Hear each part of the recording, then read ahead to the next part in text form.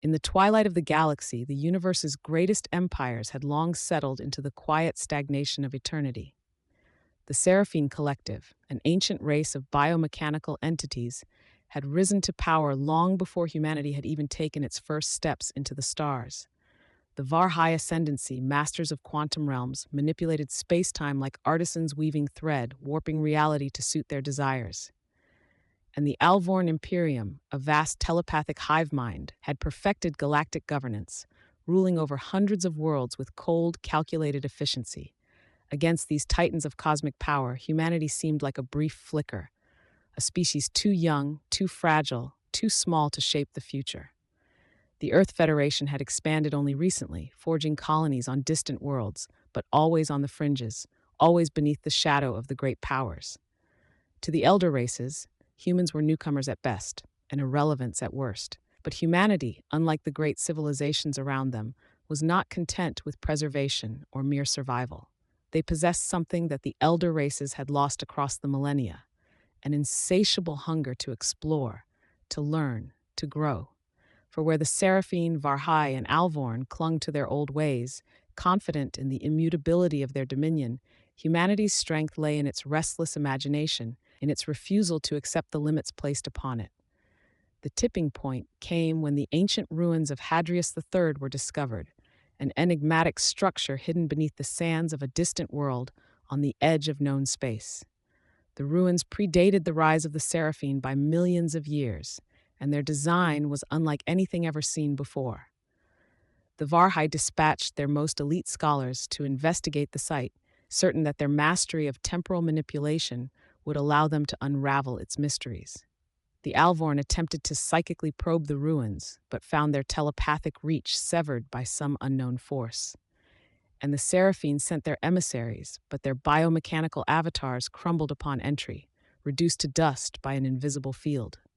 Only the Terran delegation, led by Dr. Layla Arkwright, an expert in ancient xenotechnology, dared to approach the ruins with humility rather than arrogance.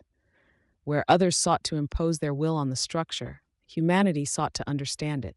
Dr. Arkwright's team worked tirelessly, using techniques of human ingenuity, from quantum resonance mapping to particle scanning, but they encountered a frustrating enigma. The ruins refused to yield any secrets. No door would open, no glyphs would glow, no energy signatures could be traced. But humanity had faced extinction before.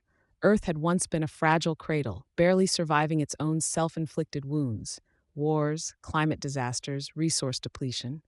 But each time, humanity had clawed its way back from the brink, adapting to new challenges, finding creative solutions where none should exist. And so, as the Shatterstorm ravaged the galaxy, humanity's scrappy nature, their willingness to confront the unknown with bold, sometimes reckless ingenuity, became their greatest strength. While the ascendant races retreated into their fortified worlds, relying on ancient technologies and impenetrable defenses, humanity took a different approach. They did not rely on any one solution. There was no singular technology that could save them. Instead, they combined everything they had: quantum science, brute force engineering, neural networks, and good old-fashioned human determination. They built ships designed to withstand the chaotic gravitational flux, using adaptive energy shields that pulsed in rhythm with the dark matter waves. They developed new forms of propulsion that could exploit the ripples in space-time, riding the storm rather than resisting it. Most importantly, humanity did what the ascendant races had long forgotten how to do. They united. Under the banner of the newly formed Terran Alliance, once fractured human colonies and governments pooled their resources, their knowledge, and their strength. Scientists, engineers, soldiers, and diplomats worked side by side, driven by a singular purpose: survival. For the first time in their history, humanity stood as one, not as isolated nations or scattered colonies, but as a species with a shared destiny. It was during this crisis that humanity's greatest weapon revealed itself, not in their technology, but in their spirit. Aboard the ISS Resolute, one of the Alliance's flagship vessels, Captain Elias Nova led a daring mission into the heart of the Shatterstorm. The objective was suicidal: to reach the core of the storm, where the dark matter anomalies were strongest and deploy a series of quantum stabilizers that could, in theory, reverse the effects of the storm and calm the space-time distortions, the ascendant races had deemed such a mission impossible. The Zenkar had calculated the odds and declared it unfeasible. The Telkran considered it a waste of resources, choosing instead to focus on safeguarding their own species. The Silvarii, bound by their logic matrices, could not compute a solution that would succeed. But Captain Nova and his crew weren't guided by odds or logic. They were guided by the simple fact that humanity didn't have any other choice. If the storm wasn't stopped, Earth and its colonies would be torn apart and humanity would be eradicated. So they launched the mission, knowing full well that it could be their last. As the Resolute plunged into the storm, the ship's hull groaned under the immense gravitational pressures, and the energy shields flickered as they fought against the fluctuating waves of dark matter. Inside the ship, the crew worked furiously, adjusting shield harmonics, recalibrating the stabilizers, navigating through space that no longer obeyed the laws of physics. The storm raged around them, the very fabric of reality bending and twisting, but the Resolute pressed on. At the core of the storm, where space itself seemed to unravel, Nova and his crew deployed the stabilizers. The devices, designed using a combination of human ingenuity and alien quantum theory, anchored themselves to the space-time fabric, emitting pulses of energy that counteracted the dark matter waves. It was a long shot, an audacious gamble against forces beyond comprehension. But it worked. Slowly, the storm began to subside. The gravitational anomalies weakened, the space-time distortions stabilized, and the dark matter waves dissipated. The galaxy was saved from annihilation, but more than that, it had been saved by a species that no one had expected to survive. In the aftermath, the ascendant races were forced to confront a new reality. The Zenkar, the Telkran, and the Silvari had always seen themselves as the guardians of the galaxy's future, the rightful rulers of the stars.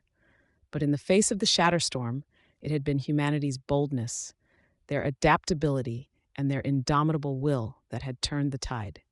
Humanity had proven that they were more than just a fleeting race, destined to fade away like so many before them. They were something new, something the galaxy hadn't seen in eons. A species unbound by tradition, driven not by ancient knowledge, but by the desire to forge their own path. They weren't the most advanced or the most powerful, but they were the most determined. And in a galaxy where even the gods could falter, that was enough. The ascendant races, for all their pride and power, found themselves humbled. The Zenkar opened diplomatic channels with the Terran Alliance, seeking to understand the minds of these resilient creatures. The Telkran, once dismissive of humanity's biological imperfections, began studying human adaptability, hoping to incorporate it into their own genetic designs. And the Silvari, so reliant on logic and efficiency, found themselves intrigued by the unpredictable nature of human decision-making. In time, humanity's influence grew, not through conquest or domination, but through cooperation, through their ability to unite the galaxy's younger species in common cause.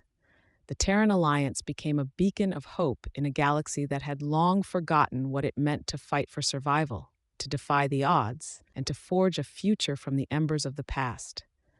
Humanity had faced the storm, and in doing so, they had proven that they were not just another species destined to be forgotten by the stars.